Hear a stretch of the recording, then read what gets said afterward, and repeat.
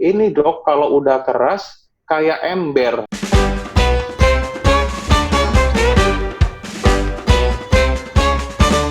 Assalamualaikum warahmatullahi wabarakatuh. Jumpa lagi di sesi teman ngobrol Mindok Kortugi.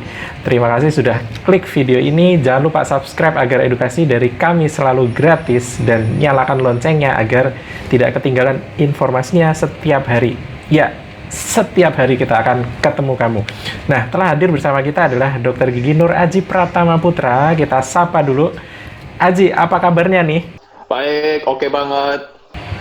Mantap, alhamdulillah. Nah, beliau ini adalah alumni FKG UGM dan saat ini berpraktik di Rumah Sakit Umum Daerah Kota Tanjung Pinang, Kepulauan Riau, dan kemudian dipraktek di FKTP BPJS swasta dan sebagai owner Red Dental Tanjung Pinang.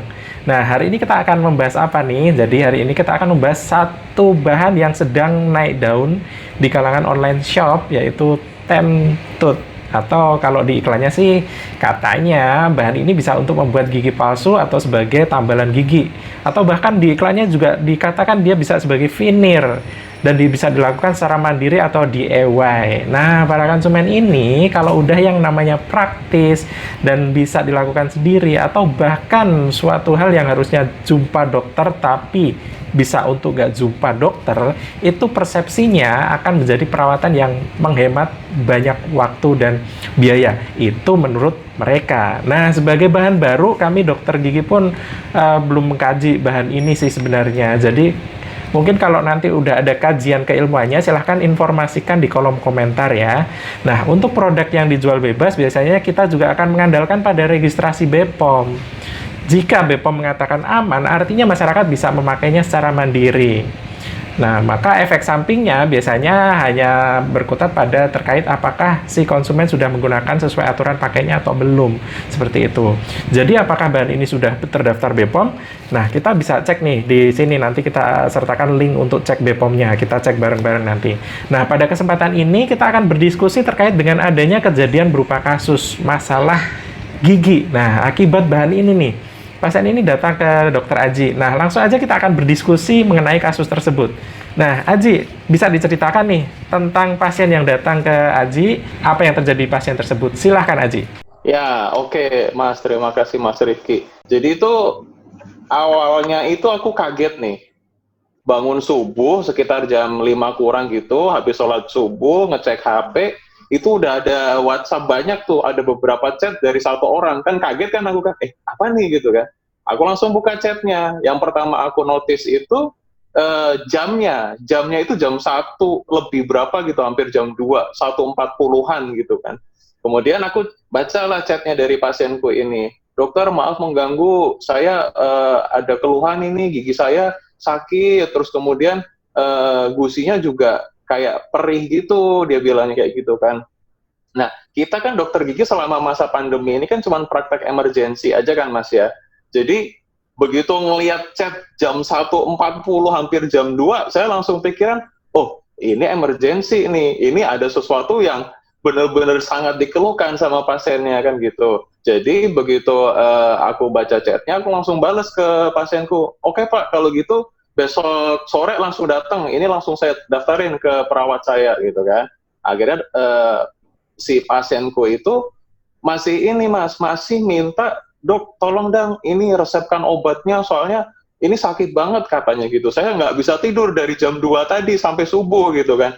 Wah, ini kondisi jam 5:30 pagi, kebetulan apotek 24 jam itu kalau di kota kecil kayak tempatku ini nggak terlalu banyak gitu loh Mas. Jadinya aku langsung koordinasi nih, aku langsung nyari nomor apoteker yang bisa ngasih paling nggak kan inilah antibiotik sama analgesik, karena kata pasiennya dia ngerasa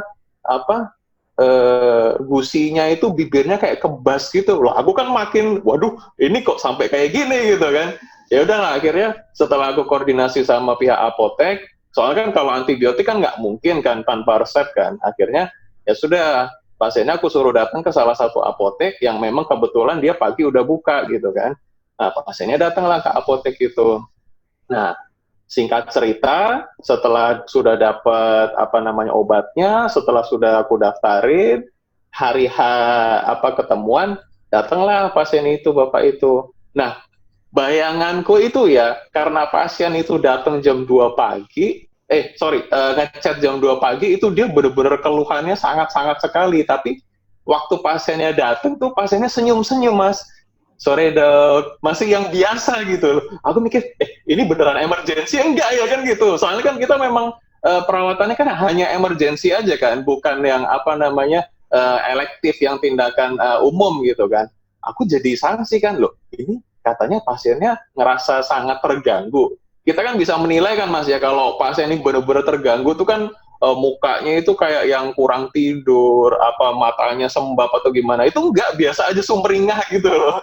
Ya udah akhirnya aku anamnesa gitu kan, ngobrol-ngobrol itu memang ruangan praktek udah disetting gimana caranya tetap aman gitu. Kami juga pakai APD lengkap gitu kan. Nah terus aku mulai tanya lah sama pasiennya, emang kenapa Pak gitu kan. Nah pasiennya mulailah bercerita di situ. Aku tuh masih ngejarnya itu di pikiranku, di benakku itu kalau pasien ngomong kayak gitu berarti ada satu gigi yang lubang dan lubangnya udah kena saraf. Kan kita biasanya kayak gitu ya Mas ya. Kalau misalkan udah kena saraf itu kan udah sakit banget, udah nggak peduli waktu gitu kan. Nah aku ngejarnya itu, gigi yang mana Pak yang sakit, sakitnya berdenyut atau tidak, terus kemudian kalau untuk makan atau beradu mulutnya itu sakit atau enggak gitu kan. Tapi pasiennya itu kok malah jadi kayak pengalihan gitu loh Mas. Kalau sakitnya sih nggak terlalu sih dok, malah bilang gitu. Aku langsung, sebentar, ini beneran nggak nih bapak ini ngomong gitu kan. Nah, barulah di situ pasiennya mau berterus terang dan dia langsung pembukaan kalimatnya gini Mas, maaf dok sebelumnya, memang sih saya merasa ini kesalahan saya, ini kebodohan saya, cuman saya nggak ada cara lain lagi. Loh, memang bapak kenapa? Kan aku nanya gitu kan.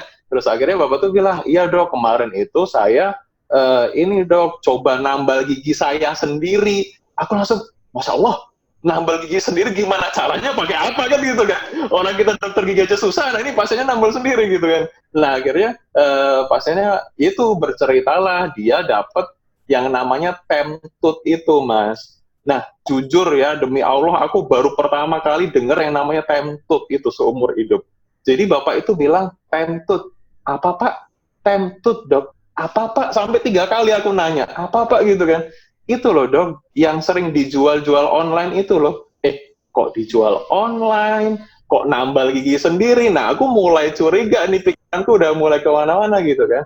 Akhirnya aku coba korek-korek lagi, ternyata bener mas, si pasien itu kayaknya dia nonton video di YouTube gitu kan, habis itu coba nyari materialnya itu sendiri gitu. Materialnya itu dia dapat di salah satu e-commerce gitulah. Aku sendiri nggak tahu pastinya pakai apa ya. Cuman dia dapat dari e-commerce gitu, dia kirim, dia cuman bermodalkan YouTube, habis itu ditempelin lah langsung ke dalam lubang giginya itu tadi. Nah, yang dikeluhkan sama bapak ini ternyata si materialnya itu, ya gimana sih mas, kalau kita naruh sesuatu ke dalam gigi kita kan kita nggak bisa ngeliat kan gigi kita yang mana yang lubang, ukurannya seberapa besar, material yang kita pakai juga seberapa gitu kan. Nah, si bapak ini nyoba sendiri gitu mas, bermodalkan YouTube sama panduan di si e-commerce-nya itu gitu kan. Dia masukinlah ke lubang giginya, kebetulan itu lubangnya itu ada di 2 gigi, cuman dia adep-adepan gitu loh, dia jadi kayak bentuk huruf O gitu kan. Nah, ya udahlah, tanpa pikir panjang, udahlah Pak, Bapak tunggu dulu, saya pakai baju lengkap dulu, baru nanti saya panggil. Akhirnya aku masuk ke klinik, pakai cover all semua full, segala macam level 3 kan, pasiennya aku suruh masuk. Begitu buka mulut, aku langsung kaget mas. Itu di gigi yang lubangnya begini tadi, di tengahnya ada warna kuning. Ini apa ini? Aku langsung gitu kan. Belum pernah yang namanya tambalan tuh warnanya kuning. Dan kuningnya tuh kuning, apa sih mas? Kuning yang kuning lah. Bukan kuning semu-semu. Kuning tuh enggak, ini bener-bener warnanya kuning yang kuning. Kayak lampu, lampu jalanan yang kuning itu kan. Terus aku nanya, Bapak ini apaan kan? Aku nanya gitu kan. Ya ini dok, Temtut dok yang saya pasang di dalam giginya gitu kan. Terus Bapak gimana caranya masang? Terus pasiennya yang ngejelasin lah, yang dia pakai air panas, nanti di remes-remes terus jadi buletan, setelah buletan langsung ditemplokin gitu aja ke dalam lubangnya. Nah, setelah aku cek bentuknya si Temtutnya ini, dia tuh kayak, kata si bapak tuh kayak gel gitu kan. Setelah si gel ini agak anget, ditemplokin ke dalam mulut, ke dalam gigi, sorry. Habis itu nunggu dingin, setelah dingin dia nanti bakal keras sendiri gitu. Nah, setelah keras ini sama sekali nggak bisa dikeluarin, Mas. Bahkan si pasiennya itu ngomong, ini dok kalau udah keras kayak ember. Jadi memang setelah aku cek konsistensinya kayak ember tuh loh, Mas. Antara keras tapi plastis gitu loh. Jadi keras enggak, plastis juga enggak. Jadi di antara dua itu gitu kan. Terus aku ngecek kan, dan itu memang dia melebar kemana-mana, Mas. Nah, si beleberannya inilah yang melukai gusi, melukai pipi bagian dalam, kemudian dia kan otomatis kan karena kita nggak ukuran masangnya kan otomatis dia kan agak lebih tinggi ya. Kalau lebih tinggi dari gigi kan otomatis tekanan kunyahnya kan juga besar. Nah, itulah yang bikin pasiennya ini sangat tidak nyaman. Udahlah buat gigit nggak enak, ngelukain gusi, ngelukain pipi, dan dia ada dua lagi yang dipasang, di sebelah kiri bawah satu, sebelah kanan atas satu. Jadi kanan kiri itu sama sekali nggak bisa buat gue nyatu. Luar biasa sekali bapak itu. Aku sendiri antara ketawa sama heran gitu. Kok bisa-bisanya gitu seperti itu. Jadi menurutku ini wow banget lah mas buat aku. Udahlah, nggak ngerti lagi lah. Oke, oke, oke. Jadi informasi yang menarik adalah bahwa ada satu bahan yang kami sendiri pun dokter gigi itu nggak ngerti gitu bahan apa itu, karena itu kan bahan yang dijual bebas secara online, dan itu ya masyarakat perlu tahu ya, ini dokter gigi aja nggak tahu gitu loh. Jadi kewaspadaan masyarakat ini harus mulai dirintis sejak dini, karena harus ada critical thinking ya, jadi berpikir secara kritis bahwa dokter gigi itu nggak ngerti bahan ini tuh bahan apa, yang artinya adalah ini bahan ini dibikin secara praktis untuk bisa digunakan secara bebas di masyarakat, cuman masyarakat juga harus berhati-hati karena profesional medis pun nggak ngerti ini bahan apa gitu. Nah, karena nggak ngerti, kita juga perlu kajian-kajian lebih lanjut gitu, dan rupanya juga kajiannya juga nggak ada juga, belum ada lah. Nanti kalau mungkin kalau misalkan teman-teman dokter gigi, sejawat dokter gigi atau sejawat ilmuwan yang lain yang tahu tentang informasi apa soal Temtut ini dari segi keilmuan atau dari penelitian resmi, silahkan nanti dituliskan di kolom komentar, karena saya nggak ngerti dan Aji juga nggak ngerti gitu loh, dan saya yakin juga banyak sekali yang nggak ngerti. Dan jujur saja saya tahu tentang Temtut ini karena dari masyarakat sendiri yang menanyakan, dok ini aman nggak, dok ini seperti ini gimana. Saya nggak ngerti, saya belum ngerti, saya belum pegang bahannya, dan di kuliah pun tidak diajarkan bahan seperti itu. Nah, ini menarik sekali bahwa masyarakat terlalu mandiri, kalau menurut saya terlalu mandiri untuk menggunakan bahan-bahan yang belum jelas secara keilmuan. Nah, mungkin bisa dijelaskan nih, sejak kapan sih pasien itu pasangnya, dan rentang waktu berapa sehingga dia timbul keluhan seperti itu. Silakan Aji. Dia itu waktu aku tanya-tanya itu mas, kayaknya dia langsung deh begitu dia pasang, mungkin ya karena aku nggak bisa korek banyak. Kenapa? Karena bapak itu mungkin antara malu atau segan kali, jadi dia kayak nggak memberikan banyak informasi. Takutnya kan ya dia pasti istilahnya tengsin sendiri gitu kan, ngakuin kesalahan dia gitu kan. Cuman gimana lagi kan, udah nggak nyaman, judulnya minta tolong, ya dia akhirnya cerita kan gitu.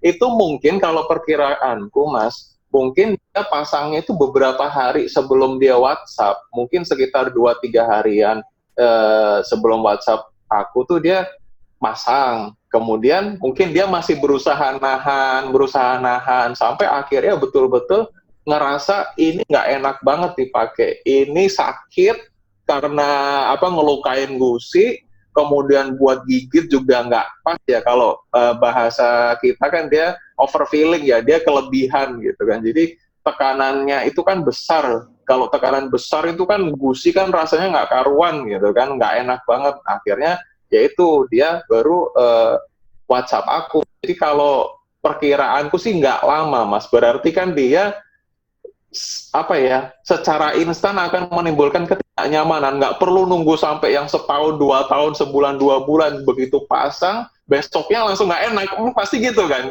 Makanya dia jam 2 malam, Mas, jam 2 dini hari, dia langsung WhatsApp aku. Mungkin saking nggak tahannya gitu. Jadi ini juga informasi penting buat masyarakat bahwa untuk nyoba-nyoba bahan seperti ini, itu perhatikan bahwa efek sampingnya bisa saja langsung terjadi. Karena gini ya, karena itu benda asing yang ditempel ke mulut.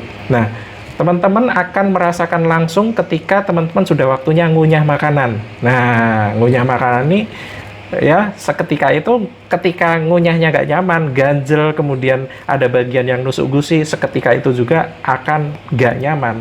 Nah, belum lagi kalau kita bicara soal kandungan bahan itu yang secara, kalau di medis ada istilahnya biokompatibilitas, yang artinya bahan itu aman nggak sih terhadap jaringan sekitar ketika dia harus berinteraksi di rongga mulut, apakah dia akan membuat iritasi, membuat alergi, atau membuat perlukaan yang lain. Nah, itu aman atau enggak kita juga nggak ngerti bahannya. Nah, terkait dengan coba-coba tadi sih, ini saya juga penasaran nih, dari segi pasiennya sendiri, itu usianya berapa sih? Dan kira-kira dari segi tingkat pendidikan, sosial ekonomi, kemudian dari wawasannya sendiri, itu seperti apa? Silakan Aji, bisa dijelaskan. Kalau dari sudut sosial ekonominya itu menurutku ya, Mas, ya. Aku tahu betul Bapak ini, karena alhamdulillah ini pas langgananku gitu ya. Jadi beliau apa-apa bikinnya sama aku gitu kan.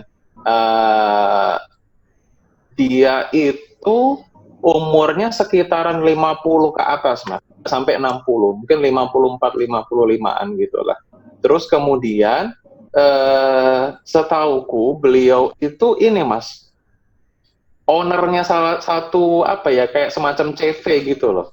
Jadi ya boleh kita katakan, maaf secara tingkat intelijensi ini agak lebih gitu loh. Bukan ya, maaf sebelumnya, bukan orang-orang yang nggak jelas yang nyobain gitu loh. Tapi beliau berpikir gitu kan. Beliau berpikir, oh ini mungkin bisa jadi alternatif. Oh ini mungkin bisa jadi jalan keluar gitu ya. Memang kenapa kok waktu itu menegaskan gini sama pasienku, Pak, ini bukan salah Bapak kok. Saya paham dalam kondisi pandemi seperti ini, memang dokter gigi kan nggak bisa leluasa untuk praktek dan mengerjakan tindakan gitu ya. Jadi saya paham kalau Bapak cari alternatif gitu. Cuman ya maaf aja Pak, ini alternatifnya kebangetan kan. Saya bilang gitu waktu itu sama si pasiennya gitu kan.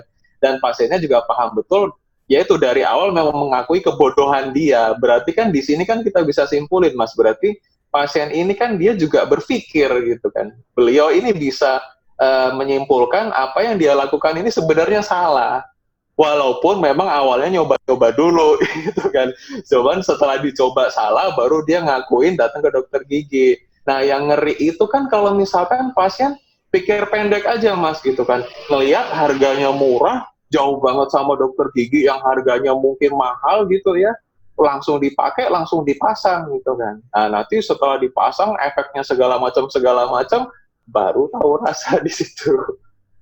Ya, kalau dari usia yang diterangkan tadi, usia yang bukan orang yang muda gitu ya. Jadi artinya dia sudah usia lanjut, dan dengan usia seperti ini bisa tahu tentang bahan Temtut ini, artinya dia melek wawasan soal digital juga, yang artinya dia bisa mencari informasi dari internet, karena kan bahan ini atau barang ini dijual pertama kali pasti di online, bukan dijual secara offline, yang banyak sekali merekomendasikan mungkin dari tetangga, mungkin dari saudaranya, bahwa benar-benar barangnya seperti itu kemudian ditawarkan. Kayaknya sih enggak, karena saya juga mendapatkan info seperti ini itu dari online shop gitu, dari Instagram, dari Shopee, apapun ada. Kalau misalkan kita tulis Temtut di situ, banyak sekali dan murah sekali. Bahkan tutorialnya di YouTube tuh banyak sekali. Dan mungkin bapaknya itu juga lihat tutorial di YouTube juga ada gitu. Dan saya juga pernah lihat kalau bahan ini